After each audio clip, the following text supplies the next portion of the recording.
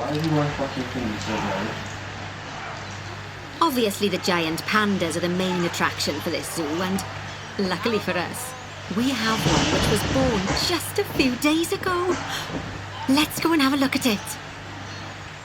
Go on, don't be shy. Select the panda cub. And click on the camera to enter animal camera mode. Watching her die. Oh, doesn't it just warm the cockles of your heart? So cute! Did you know that giant pandas, or Ailuropoda melaleuca for being formal, are the only entirely herbivorous bears? They can actually eat up to 38 kilos of bamboo a day. Not that surprising, given that they'll spend up to 14 hours a day chomping away. I don't imagine this little fluff ball has that kind of appetite yet, though. Oh no. I just got word from one of our keepers that a saber antelope was placed into a habitat without going through quarantine first, and that they're displaying signs of disease. I'm gonna wait. We'll have to move them into quarantine to stop the infection from spreading to the other animals. To do that, go to the highlighted habitat, find the infected animal, and then select them to bring up their information panel. It's Presley. 24,000 minutes. Now click move and then transfer them into quarantine. So I've they're very highlighted the guys. quarantine facility in the zoo for you.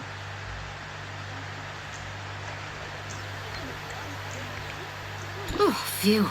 That's a relief.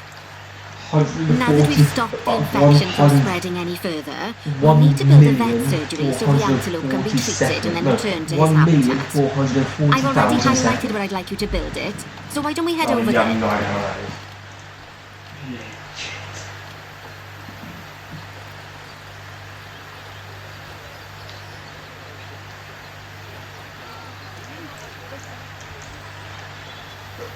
In order to build the vet surgery, click on Facilities, Staff Facilities, and then Vet Surgeries.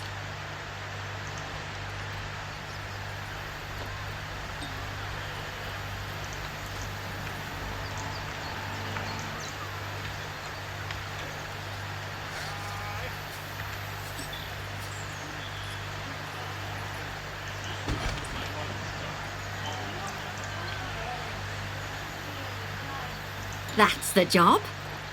Vet surgeries play a very important role in the zoo, as they're the only places that vets can treat the animals. Once there's room for the antelope, the vet will pick them up from quarantine and bring them to the surgery. 100%. Yes, diseases can spread through a habitat quite easily, especially if the water inside it isn't being Because it goes on YouTube. You're right, Charles. As it happens, I just got a report that one of our water treatment facilities has broken down, and the water to crocodile habitat is dirty. Maybe I'm entertaining. I've highlighted the water treatment facility for you, so you should go and check it out. And the clown has no penis. Click on the water treatment facility to bring up its information panel. Sorry about that, guys. He's a bit of a weirdo. I don't think you need a degree in mechanics to tell that this thing's thoroughly banjaxed. Click Not on weirdo, mechanic to get them to come over and fix it for us. Boyfriend. So, just to Actually, explain, so there you go. water treatment facilities work in a similar manner to power sources, in that they have a radius of influence around them. That means any body of water which is even partly within that radius will be cleaned automatically. Also, like power sources, if they get damaged, that radius of influence will shrink, meaning that it might stop cleaning water sources which were only just within its reach. If you want to check how much of your zoo is covered by your water treatment facilities, then there's a heat map you can use to see the coverage. That way, you can quickly spot problem areas and rectify the issue.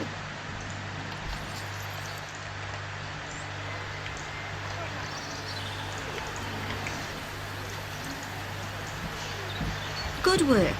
Now that the water treatment facility has been repaired, the water will be cleaned up in 2 shakes of a lamb's tail. You can also use mechanics to repair power facilities, transport rides, spins, benches, signs, and, as you already know, habitat barriers. Now, I'll be honest, I'm still a little worried about that disease scare we had, so I think we should do some research into it. Doing research into a disease can help prevent future outbreaks of it. And even if we do have an outbreak, it'll make the disease much less potent. I'd like you to start some research into bordetellosis. Disease research can be found in vet research, so head over to your research centre and get one of the vets researching it.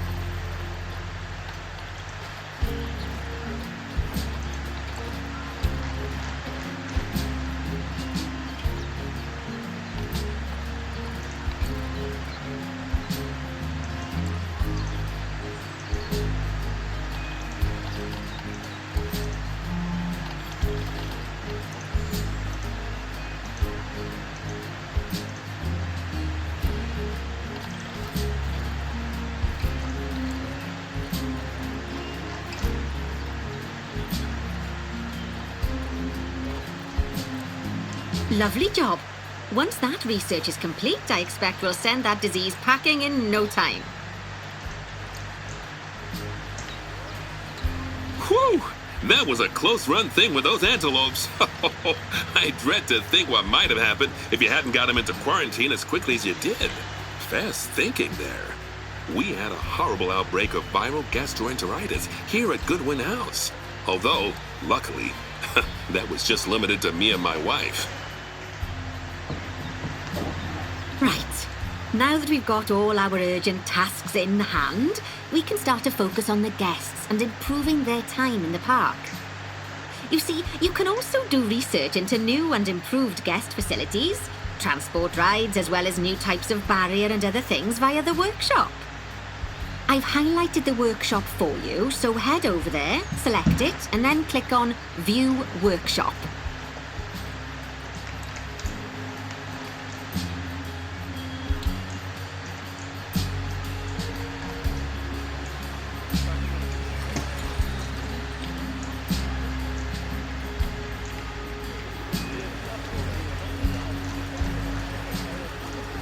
And finally, assign a mechanic to research souvenir shops by dragging and dropping them onto it. I can't wait to see what they come up with.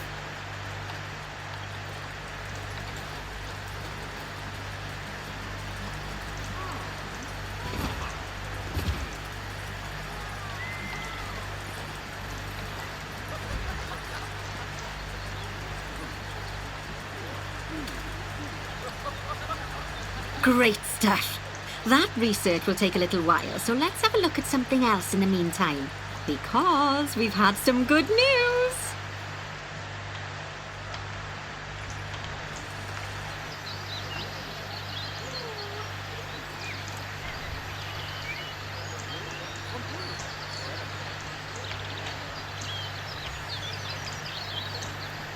It turns out that we're allowed to adopt more giant pandas. The authorities have given us 3 females to help with our breeding program. Even so, I'm sure you know how notoriously difficult it is to get pandas to breed, so we'll have to be patient. Our current giant panda habitat is full to the brim, but luckily we've already got another habitat ready to go. But before we move our new pandas in, they'll need to go through quarantine. Of course, we can't do that until we've accepted them.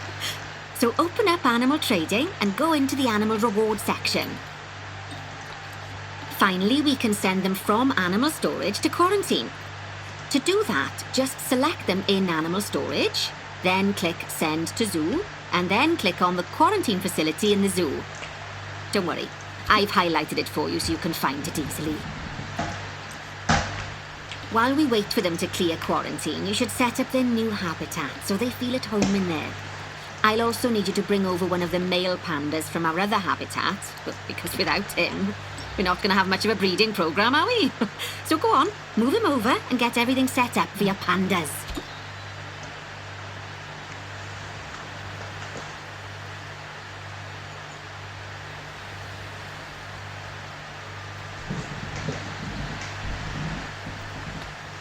Hello guys, welcome to my channel. I think I should screw today. I will be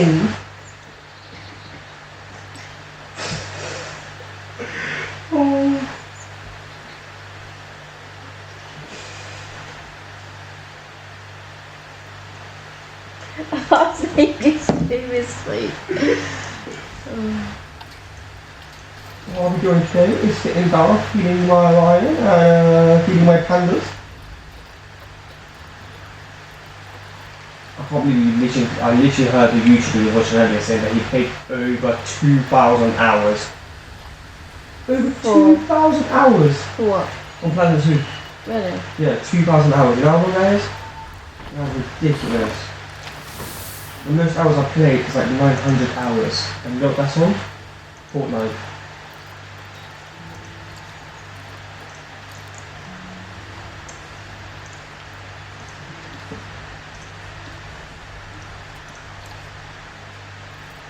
You just tell me to fuck off. No. On this.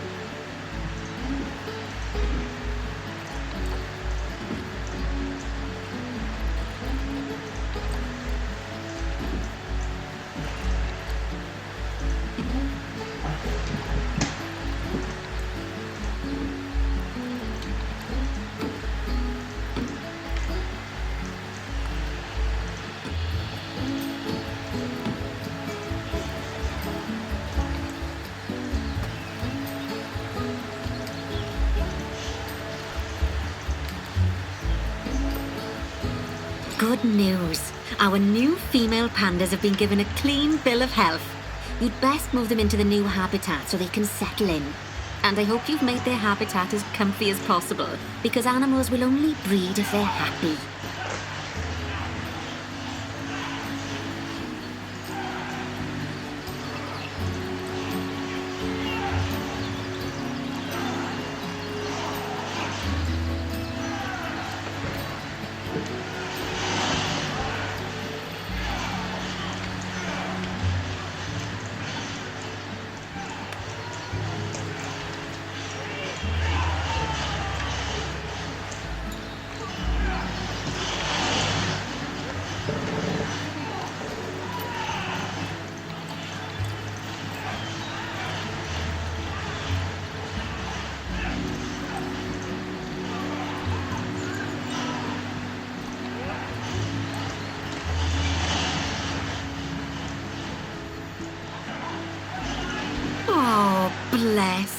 I think they'll be really happy in there. Fingers crossed we'll see some lovely new cubs sooner rather than later. Right, while they're being delivered, we'd better get on with something else. Oh, dear me. There's never any time to rest when you're running a zoo, is there? Well, unless you hit the pause button. Okay, I think it's time I taught you all about work zones. I know, they don't sound as interesting as the animals, but trust me, they're ever so useful. You see, work zones are a way of making sure that your staff concentrate on specific habitats or tasks within the zoo, so they aren't wandering off elsewhere when it's time to feed the animals or the like. So let's start by creating a new work zone and then assigning a keeper to it so that they know to look after the new pandas. To do that, go into the zoo section, then click on staff and then work zones. Now click on new work zone. To set up your new work zone, I'll need you to select the highlighted habitat gate, staff room and keeper hut. Oh, and don't forget to name it something useful. Once you're done, just go ahead and exit the work zone creator.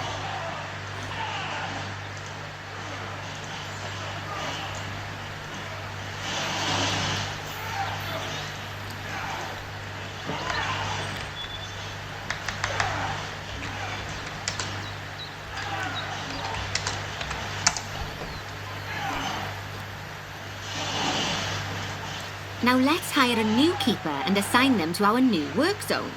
We don't want them getting distracted by other goings-on in the zoo. Go on, hire one.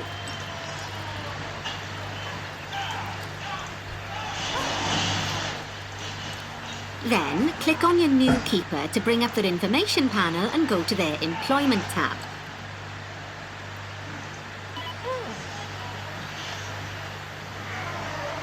At the bottom, you can assign them to your new work zone from the drop-down menu. There you go. Now your keeper will focus his attention on our new pandas. Oh, and just so you know, all types of staff can be assigned work zones. Just make sure that they have access to all the buildings that they need. And one last thing, you might find it faster to assign them from the Work Zones tab in the Staff section of Zoo Management.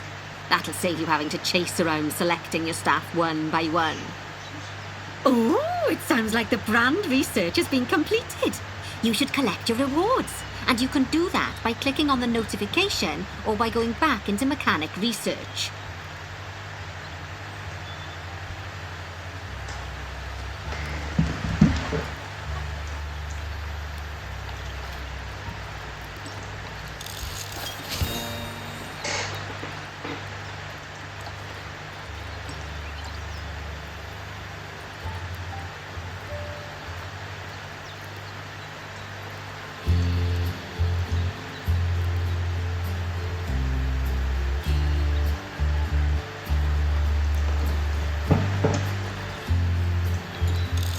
Now that we've got our lovely new Just a Memento shop designed, you should build one of them near the zoo's exit.